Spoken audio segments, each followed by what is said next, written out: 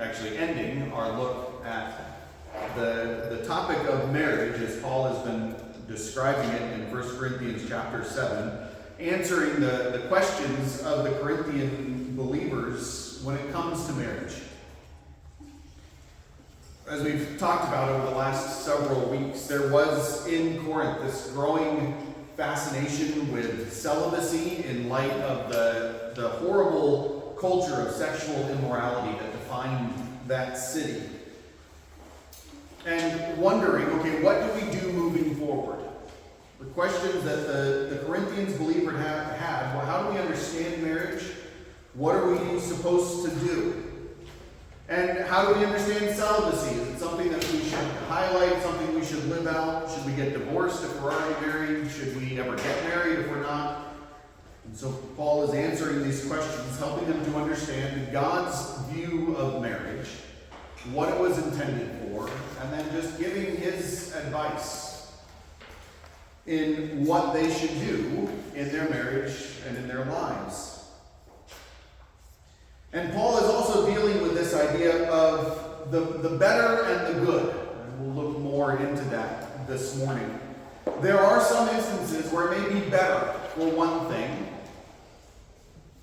or another choice is also just as good, depending on your situation.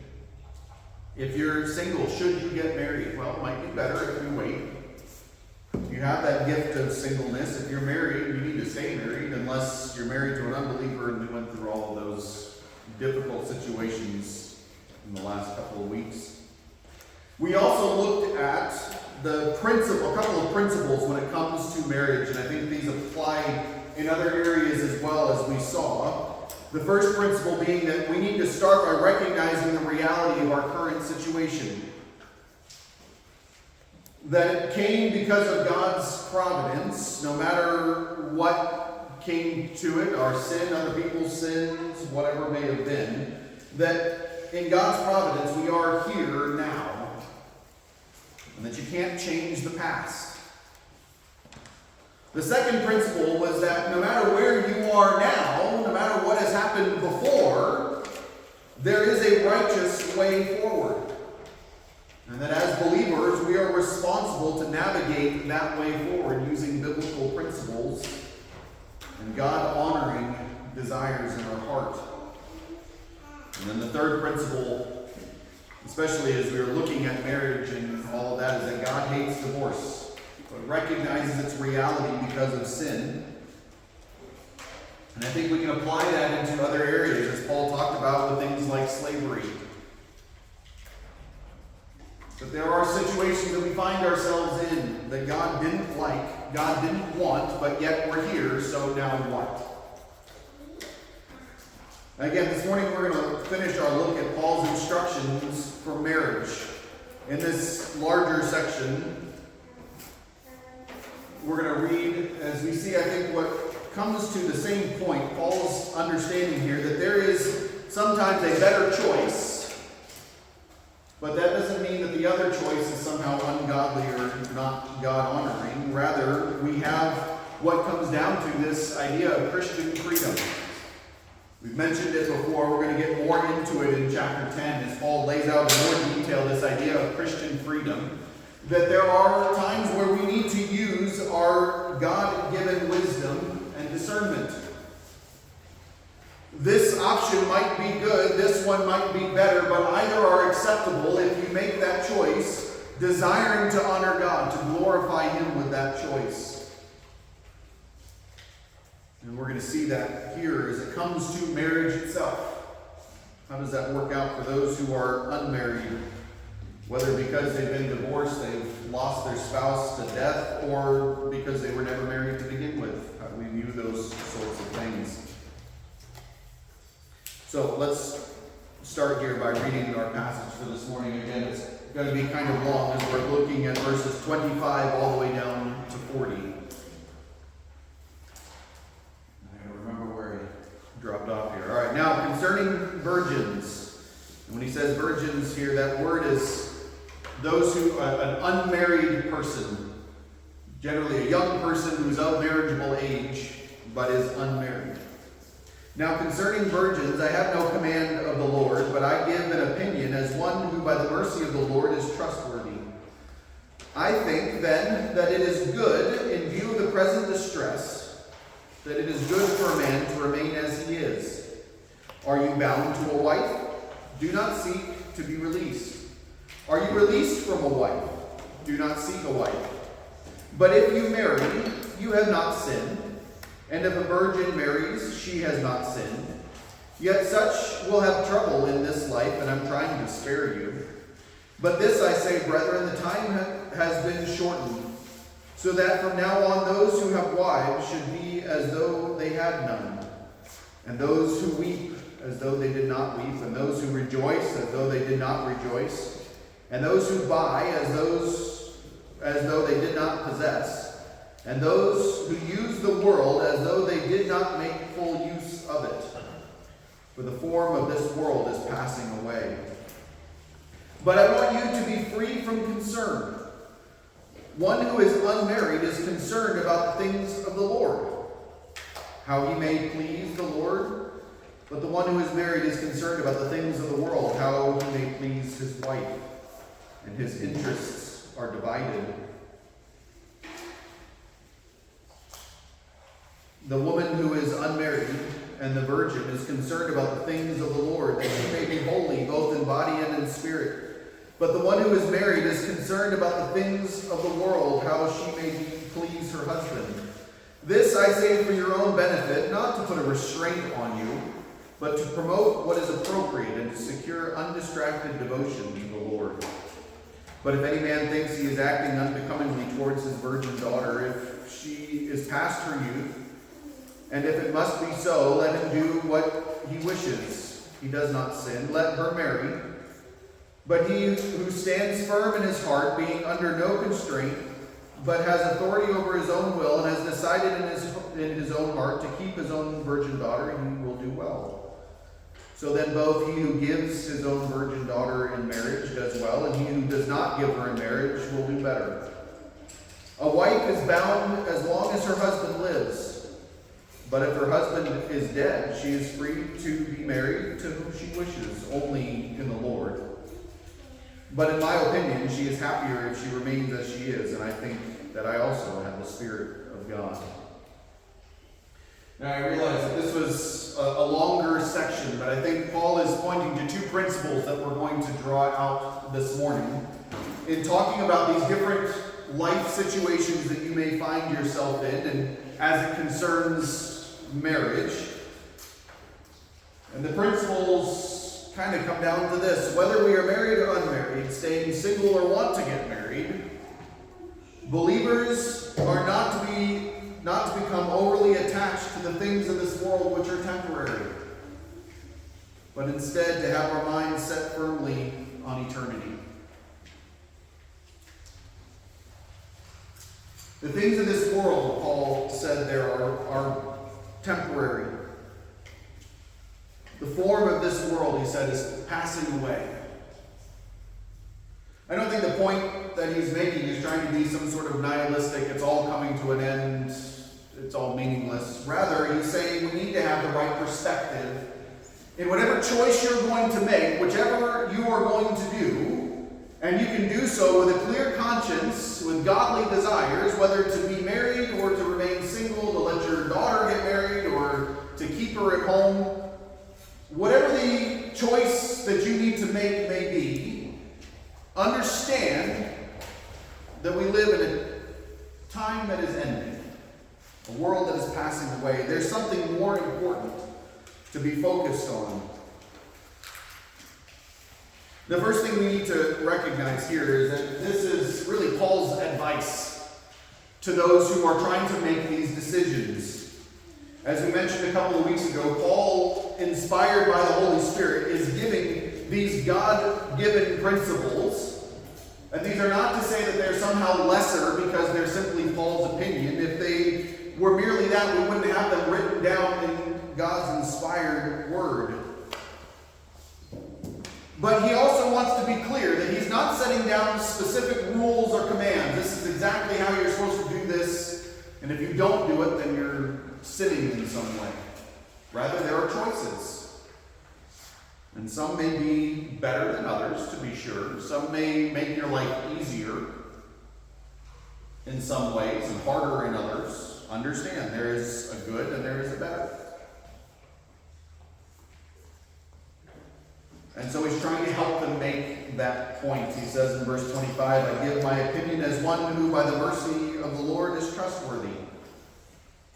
Look, I've been through these things. I've seen this stuff happen. I understand God's word and his principles, and I think you can trust my wisdom on this one. In verse 26, I think that it is good in view of the present distress. We're going to see here in a minute, he's talking about the things that are going on. Look at the world around you. Get your head up and understand.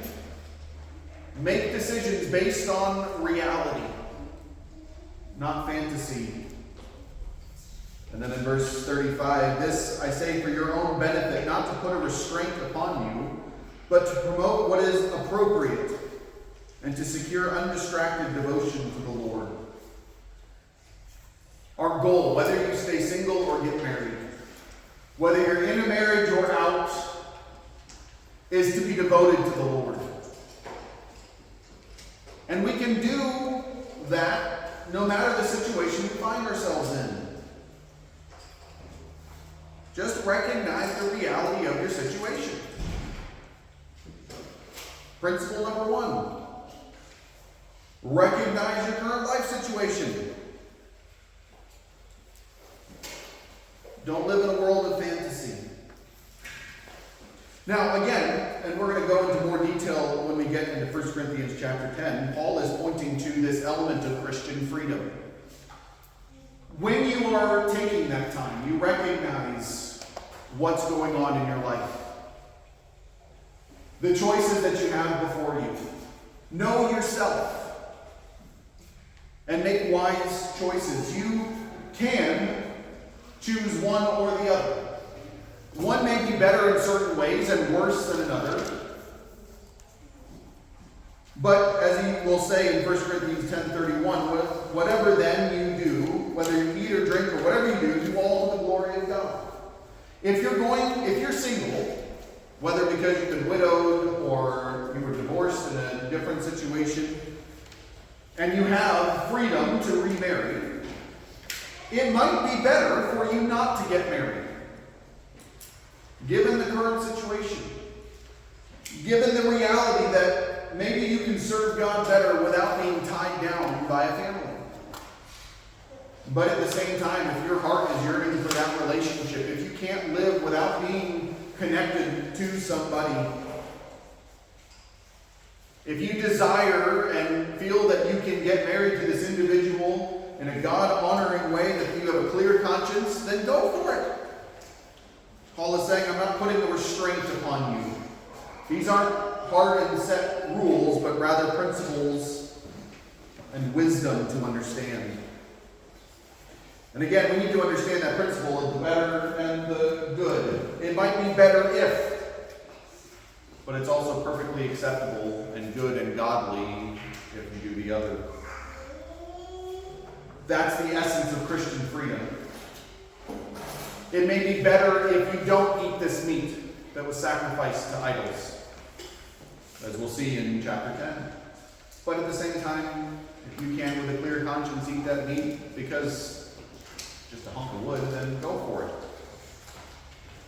And we see that in lots of other areas in our life. It might be better if you do this thing, but this side is also perfectly acceptable. It comes down to your conscience before God. It comes down to the situation and your discernment. The better in this situation comes down to living in the world that they live in. Paul is seeing something coming down the pipe. I believe that he is referring to, though we don't have direct evidence of this, the coming persecution that would come against the church in Corinth. Paul had already gone through persecution there in Corinth. The first time he had been in the city, when he was there for a year and a half, he had faced the persecution of the Jews. After speaking to them, after presenting the gospel to them, some coming to the truth, some following him and becoming part of the church, the rest essentially chased him out of the city. And he knew the difficulties that they were going to face. Not long after this would come the first real persecution of the church from the Roman Empire. Across all of the Roman Empire, Christians would be persecuted, would be chased, beaten, jailed, even put to death for their beliefs. And so Paul is warning, given this situation, it might be better for you to not get married. To bring children into this. To have to worry about these different things. Wisdom may say, wait. We can look at that in lots of other situations when we're thinking about something like marriage. Are you wanting to get married? Well, are you financially able to do this? What happens if a child comes in right away? Is it going to throw off your plans? What are your goals? What are you trying to get accomplished? What does the world look like for you? You may need to wait.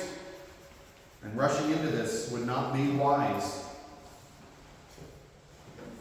I think there's also an element of the better, as Paul points out in verses 32 to 34. I want you to be free from concern when talking about marriage. The one who is unmarried is concerned about the things of the Lord, how he may please the Lord. But the one who is married is concerned about the things of the world, how he may please his wife, and his interests are divided. I don't think Paul in any way here is saying that if you're married and you've got to deal with a wife, that somehow makes you lesser of a follower of Christ. That caring about your wife is somehow not as good than just serving God. We see many commandments to make sure, husbands, that you are loving your wife as Christ loved the church. That you're loving and cherishing her, living with her, as Peter would say, in an understanding way. Make sure you know what she needs. Make sure you're being there to support her. And that's good and godly. That's what you're called to do as a husband. But at the same time, if you're unmarried, then you don't have to worry about all of those other things. You can focus completely on serving God. So again, there's an element of the better. If you can do it this way, it frees you up to serve God, to be a more useful tool in some ways in God's hands. But if you are married, that's perfectly fine. Make sure you are living out those commands to husbands or to wives. Having that unrestrained opportunity to serve God, to give all that you are to his church and to his ministry without having children to worry about, without having a wife to worry about. To be able to give all of yourself or all of your money to the church without having to worry, okay, do I need to replace the drapes? What's going to happen with that? You have freedom if you're not married. Freedom to go when you've been called upon. But remember, as we talked about several weeks ago, that gift of singleness is not for everybody. If you're going to burn with passion, as Paul said in verse 9, then this is not going to be good. If you're going to be pulled by temptation, no matter where you are, then get married. Paul says in verse 35, I say this for your own benefit, not to put a restraint upon you, but to secure undistracted devotion to the Lord. Well, what about the good, the other side of it? Again, understand that there's two sides to this. The better is not better in the sense that living without a wife, living without a spouse, makes you somehow more holy than the person who does get married. God has called us to different things and has gifted us in different ways. There is nothing wrong, Paul is making clear, with getting married. It doesn't make you lesser of a Christian, lesser of a believer. It doesn't make the person who remains single somehow more holy, a better Christian. Both options are perfectly godly. Both can serve God, can love him, can live out the truth of the gospel. But in either case, Paul wants to be clear, whether you're unmarried or you're married, whether you've got children or you don't get attached to the temporal. Don't become overly attached to the things of this world. In verses 29 to 31, he says, but to this I say, brethren, the time has been shortened. It's a way of saying the end is near. So that from now on, those who have wives should be as those who, though they have none. Now again, this is not to say that you should not fulfill all of those roles that you were called to as a husband.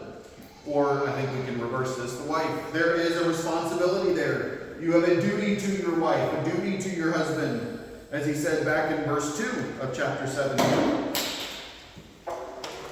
But he's making a further point. Those who weep as though they did not weep. Those who rejoice as though they did not rejoice. Those who buy as though they did not possess. Those who use the world as though they did not make full use of it, for the form of this world is passing away. It just comes down to this. Don't get too attached to the things in this world. All of these activities are legitimate and honorable in Paul's mind. He's not saying any of these things are sinful. Be married. Fulfill your duty to your spouse. Love them as you should. Serve them as you should. Weep when things go wrong. Rejoice when things are going well. You need to buy food. You got to deal with things. You've got a business. You need to run it. Make full use of the world. The things that God has laid before you. Enjoy and serve Him. But just remember that this world is passing away. Don't invest yourself too deeply in the things that are temporal, but rather be focused on the eternal. There's a quote from a book and movie that I don't want you to go see, but one that stuck with me for a while. It says, the things you own end up owning you. The things you own end up owning you. How very true that idea is. The things that attach us to this world, ultimately are the only power that this world has over us. The only power that this world, that the things of this world can have on us, are the power that we give it. By caring so much about it, by attaching ourselves so much to it. If you're so attached to your comfort, to your leisure, that when it's tempted, you're threatened to sin, you're threatened to abandon God. If the world takes it away, then you are going to struggle in this life. The only source of persecution that this world has, the only threat that they have, is to take away those things that are connecting us to this world. And if you're willing to let it go, if the things you own mean nothing to you other than a way to serve God in this life, then the world has nothing over you. If you're not worried about losing your stuff, if God calls you to let it go, then you have nothing to fear. If you're focused on the eternal, knowing that when I give up the things God asked me to give up, whether that's through persecution or because I'm serving in ministry or whatever it might be, because I know I have a greater reward coming in eternity, then it's going to be really easy to do that. Of course, that's a whole lot easier to think about in the stomach when you're talking about material things. Those who buy as though they did not possess. I can give my possessions to God. That's easy enough. I can be poor if He needs me to be poor. It becomes a little bit harder when you're talking about those family relationships. Your children, even your spouse. It becomes a lot harder in that sense now, so that from now on those who have wives should be as though they had none.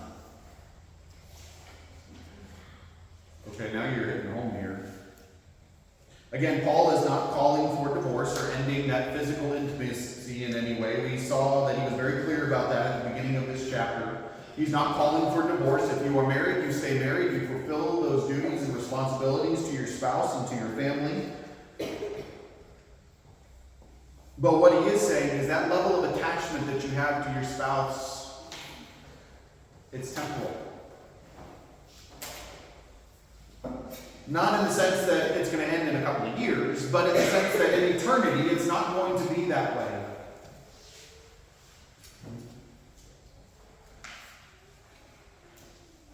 Just thinking about it this weekend, or this past week and writing this out, it's even hard to consider at times. If God were to take CJ from me, I would be devastated for sure.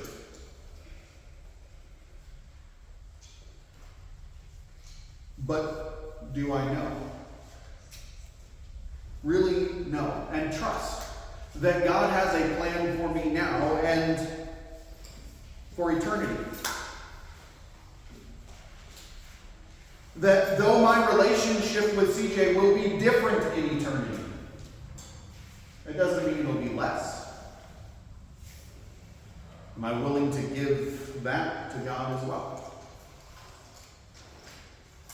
Such that if she's called away from me in one form or another, am I going to turn my back on God? Am I going to give in to sin? I think Paul calls to the same idea in Colossians chapter 3, in verses 1 and 2. He says, "Therefore, if you've been raised up with Christ, keep seeking the things above, where Christ is seated at the right hand of God. Set your mind on the things above, not on the things that are on earth." As much as we've been talking about marriage, this importance of serving in that way, loving in that way, whether you have a spouse or you don't, the thing to be focused on most is eternity. There's sometimes an accusation thrown at some people that they are so heavenly minded that they are of no earthly good. And in some ways I can see that landing against those who may seclude themselves in a monastery somewhere and cut themselves out from reality and from the world in order to do this. I think that's sinful in and of itself, to cut yourself off from the world in that way. I don't think I've ever met somebody so heavenly minded they were of no earthly good. I think the opposite is far more the case. So earthly minded that you're of no heavenly good. So attached to the things of this life that you neglect your master. So worried about the stuff and the people that you forget to serve God. You neglect your Lord. We need to fulfill those roles, to be sure.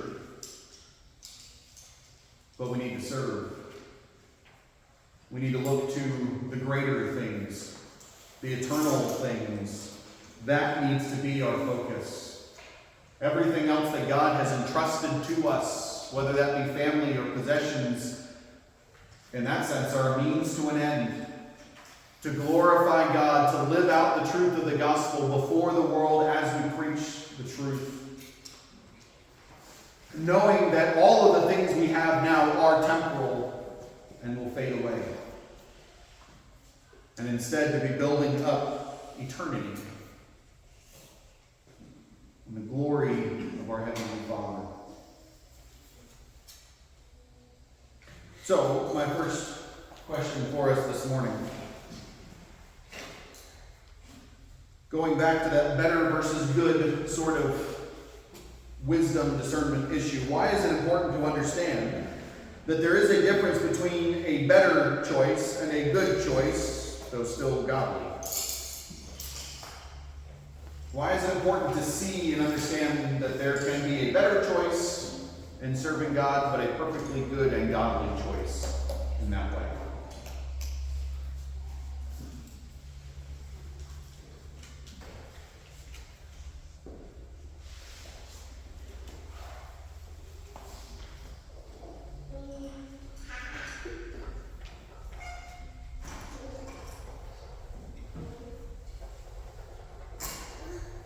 Start with that it's not a right or wrong.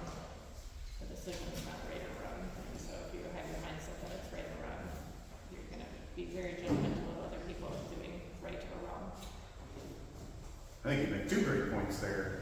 It's not necessarily a right or wrong answer. And the other side of it is somebody else making the opposite choice. You're not standing in judgment over them. You don't have that right. Absolutely. I think even just feeling guilty, like making a choice, like if it's right or wrong and it's clear, or think there's a guilt aspect to it somehow.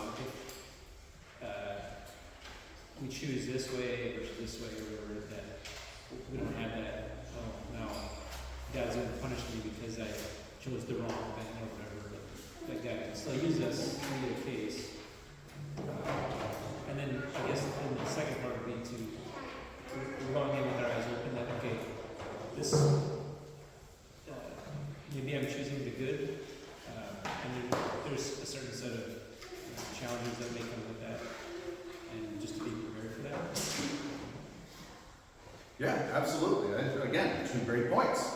There is that feeling we can sometimes feel guilty and making a choice we know we should not feel guilty about. If we do this honoring God, and just because there's another choice that's there, doesn't mean we need to feel guilty that we're choosing something, over the other.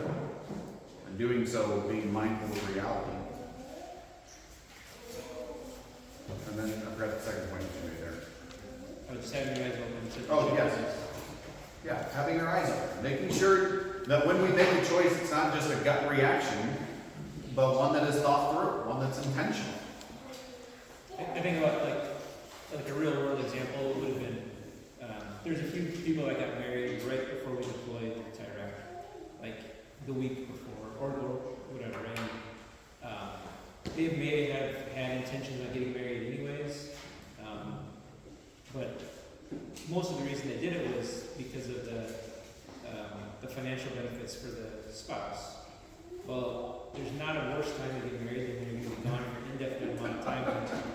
So, In a war zone. in a war zone. I mean, it was, of those, I don't know how many of those stayed married for real long after they got back or whatever, but I think of that in that context. Like, was that wrong for them to get married at that time? I don't think it was wrong, but it was not the better choice. I think the better choice would have been to get married after you get back and not have to work through all the extra challenges of moving that stuff. That was one that came to mind as we're thinking about this. Yeah, I think that's a great example of the good. Is it acceptable? Is it okay? Yeah, sure, but might it have been better to wait than having that? Absolutely. I don't know if this is applicable, but you want to support missions. How do you decide which organization or which mission group to support? I mean, they're all good. Is there one that's a better fit for you, or you can kind of look at that way too. You can't support all of them. Yeah. So you have to make a decision. Yeah, absolutely. That's another great example. You can't support all of the missions. As Jesus said, the poor will always be among you. You can't do all of the things. So instead, which is the best option for you? What is the best ministry to support, whether financially or in serving them in some way or another? And that you don't need to feel guilty not giving all of the money to all of the organizations. There may be a good option versus a better option. Neither is inherently wrong. Well, sometimes when we're making a decision, do we not always know what is the better or what is the good? And so, like, in the end, it's okay. Like, you make the best choice you can make. Yes, absolutely. I think that's an important distinction to make. Though there may be a better and a good option, we may not, before eternity, know exactly which was which. Should I have done this other one versus this one? And I think that's where, when we're trusting in the providence of God, should I have married this person or not? Was that in God's plan for me? Well, are you married? Yes. Then it was in God's plan for you. Whether or not you should have doesn't matter. This is, whether that was the better or the good, doesn't matter. This is your situation. And I think that goes back to principle number 1. Recognize the reality of their situation and that in God's providence, this is where you are.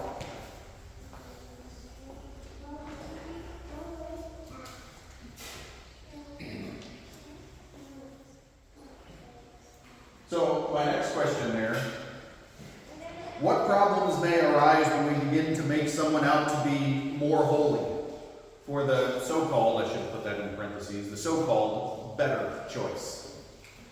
This kind of goes back to Naomi, you already kind of answered it for us, but.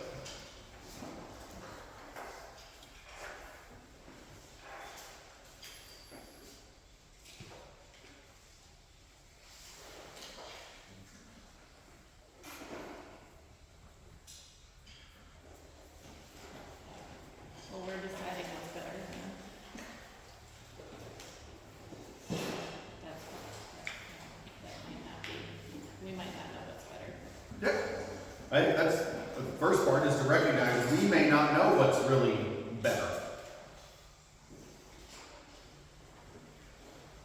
That person, their heart, their situation, their conscience before God.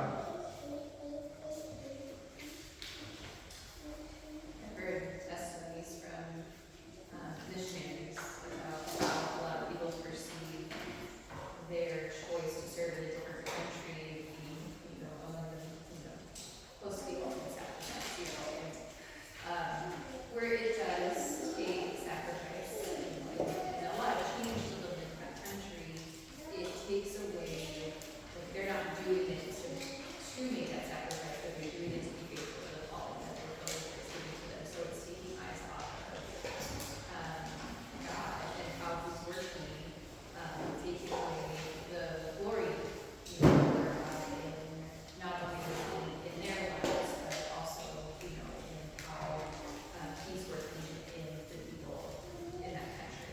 And so I think it changes our perspective to the person and the choice that they're willing to make, their faithfulness, and then just based on the work that they're doing. Yeah, no, I think that's a really good point.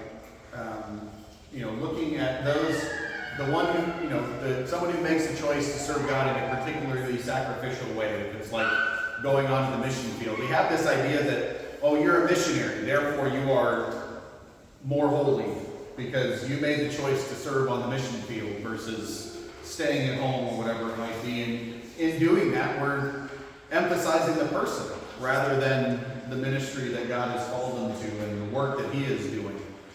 So in making somebody out to be more holy because they made that one choice, we're taking away from the glory of God.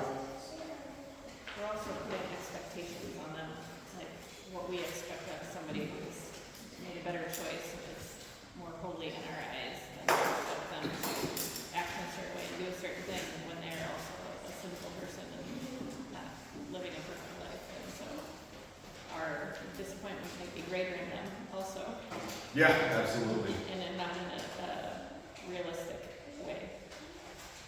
Yeah.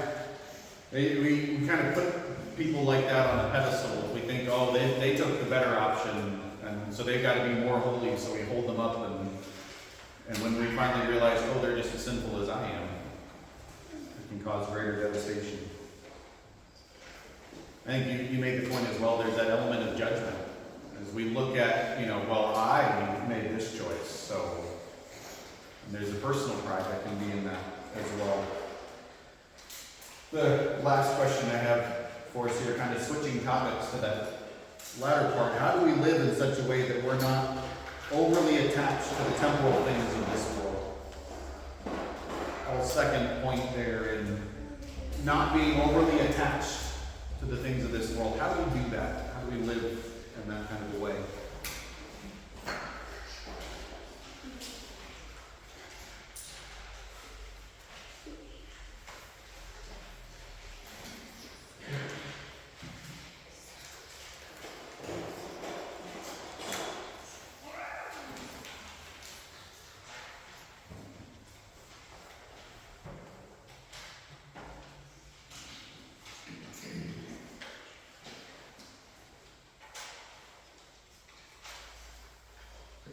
There's a biblical example of fasting as, just living without something temporal for a while, just to know that man is not only their own, that idea of separating yourself from material things, focus on spiritual.